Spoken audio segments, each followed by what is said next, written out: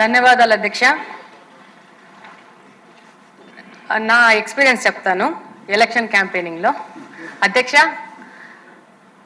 మేము election campaigning చేస్తుంటే చాలామంది మగవాళ్ళు దాదాపు 11-12 గంటలకే వింతగా ప్రవర్తిస్తూ క్యాంపెయినింగ్లో అడ్డం వచ్చేవాళ్ళు. మేమందరం తమాషాగా అనుకునే వాళ్ళం, జే ట్యాక్స్ కట్టారు, ఇప్పుడే జే ట్యాక్స్ కట్టొచ్చేసాడని చెప్పేసి. ఈ క్రమంలో క్యాంపెయినింగ్లో వెళ్తుంటే ఒక మహిళను కలవడం జరిగింది. అమ్మ, తెలుగుదేశం పార్టీకి ఓటేయండి అని చెప్పేసి మేము వాళ్ళకి విజ్ఞప్తి చేసుకుంటే, తెలుగుదేశం పార్టీకి కాకపోతే దేనికి వేస్తానమ్మా అని చెప్పింది. ఏమమ్మా అంత ఖచ్చితంగా చెప్తున్నావంటే, వాలంటీర్లు వచ్చారు, వైసీపీకి ఓటేయమన్నారు, లేదు అని అంటే ఎందుకే ఇవ్వు, నీకు 1,05,000 డబ్బులు ఇచ్చాం కదా, నీవెందుకే ఇవ్వు అని అడిగారంట.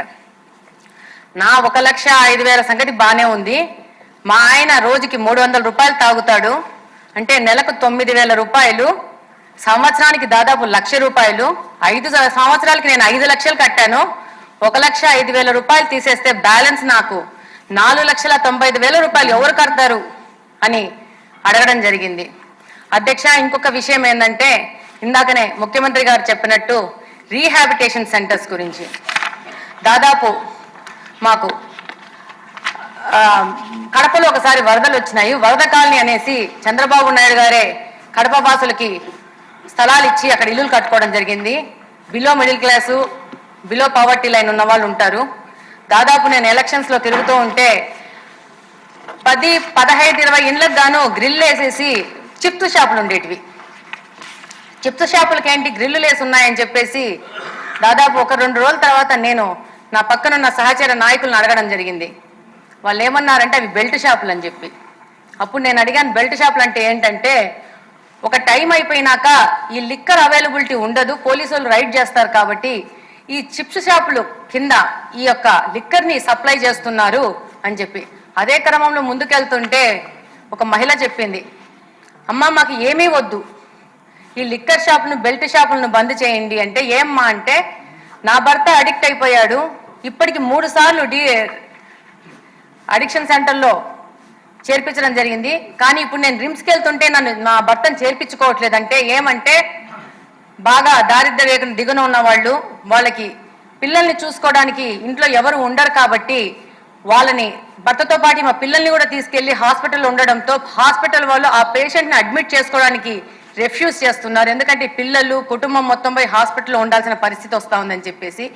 ఇది కడప నియోజకవర్గంలో దాదాపు శివారు ప్రాంతాలలో ఉన్న కాలనీల పరిస్థితి. తప్పకుండా ముఖ్యమంత్రి గారి దృష్టికి కూడా తీసుకెళ్తున్నాను.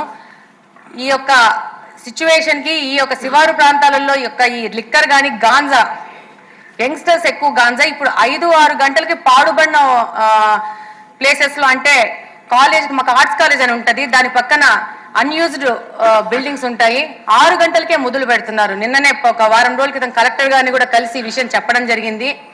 మహిళలు మా ముందుకు వచ్చి చెప్తున్నారు, ఈ పాదవన్న బంగ్లాలో గాంజా సేకరించి వాళ్ళు రాత్రిపూట వచ్చి, మాకు కడపలో ముఖ్యంగా మీకు అందరికీ తెలిసి ఉంటుంది, ఎక్కువ కువైట్ సౌదీకి వెళ్తూ ఉంటారు, కొంచెం మైనారిటీ పాపులేషన్ ఎక్కువ ఉండడం వల్ల భార్యలను పిల్లల్ని వదిలేసేసి కువైట్కు సౌదీకి వెళ్తుంటారు. వీళ్ళు మహిళలు పిల్లల్ని పెట్టుకొని చదివించుకుంటూ ఒంటరిగా ఉంటారు. 2017వ సంవత్సరంలో సపరేషన్ అయిపోయాక మాకు నిఘా వ్యవస్థ లేకుండా పోయింది కడపలో. అప్పుడు మా హస్బెండ్ శ్రీనివాసరెడ్డి గారు తన సొంత నిధులు వినియోగించి సీసీ కెమెరాలు పెట్టడం జరిగింది. అప్పుడు పరిస్థితి అది, మనం తెలుగుదేశం గవర్నమెంటే ఉన్నింది అప్పుడు. కానీ ఈ రోజు పరిస్థితి ఏంటంటే, కడపలో ప్రతి ఒక్క ఇండివిజువల్ హౌస్ కూడా కెమెరాలు పెట్టుకుంటున్నారు, 4, 5.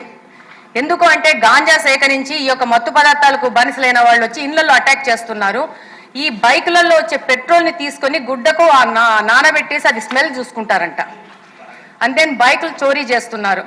ఆడవాళ్ళు ఉంటే వాళ్ళ డోర్లు కొట్టేసేసి వాళ్ళని అటాక్ చేయడం. ఒకవేళ పోలీసులకు కంప్లైంట్ చేస్తే, పోలీసులు ఒకవేళ వాళ్ళని అరెస్ట్ చేస్తే ఆ నెక్స్ట్ డే నుంచి దాడులు అధికమవుతాయి.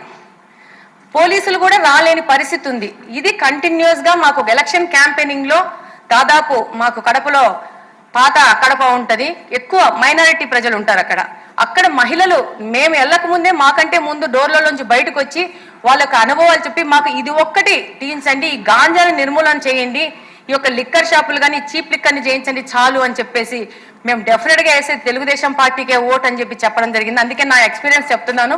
లిక్కర్ దాని గురించి నాకు పెద్ద ఎక్స్పీరియన్స్ లేదు. నా యొక్క క్యాంపెయినింగ్ లో నేను ఫేస్ చేసిన వాటిని మీ దృష్టికి తీసుకొస్తున్నాను. థ్యాంక్ యూ అధ్యక్ష. పులిశెట్టి శ్రీనివాసరావు గారు.